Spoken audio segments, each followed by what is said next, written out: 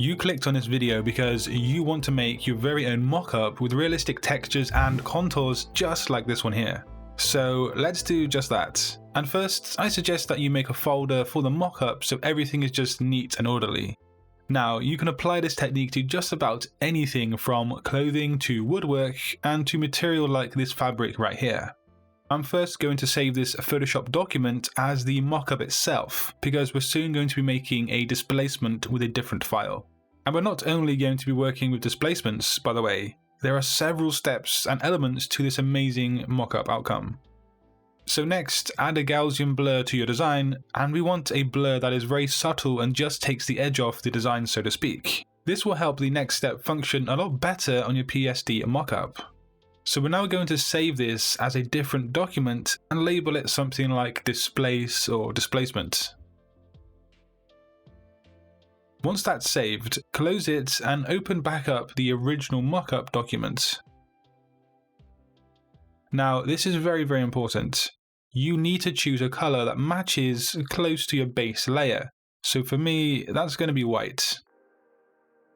I'm going to take the rectangle tool and cover the entire canvas just like this. Basically, you want to cover the area where your mockup will go. You then want to convert that layer to a smart object. We will apply a blend mode, and again, this will depend on the color of your design. And my design is quite bright, so I want to use the more darken blend modes. And for now, I'm just going to run with darken. So this layer is going to be where your design actually goes. You know, it's that kind of layer you see on downloadable mockups that says, put your design here. Great, so far, so good. On this layer, we will now go up to Filter, Distort, and Displace. The default settings should be good, but you can always experiment with your own design and settings. We want to use the displaced documents that we saved earlier as the map to displace this layer upon. So at this point, your layers panel should look something like this, and it's probably wise to label these layers accordingly and not like me being lazy. Now, if you double click the layer for which the design will go on, it opens up in a new window. This is what you're probably familiar with when you're using mockups that you downloaded. And just to show you how things are looking at the moment, let me add a blue square and then click the Save button. Crucially, not Save As, but just Save. And as you can see, the Displace map does an okay job at contouring the design over my rippled fabric, but we can do much better than this. Now you might think I've gone a bit crazy with all the hellos, but it's just to show you how to do the next step. So this is on my design window, which I will save once again. And you can see the outcome isn't the best. With the layer that your design goes on selected, navigate to the Liquidify option. We want to choose the Use layer as the layer with your background design on, so in my case, that's the fabric material. And make sure the mode is set to Behind.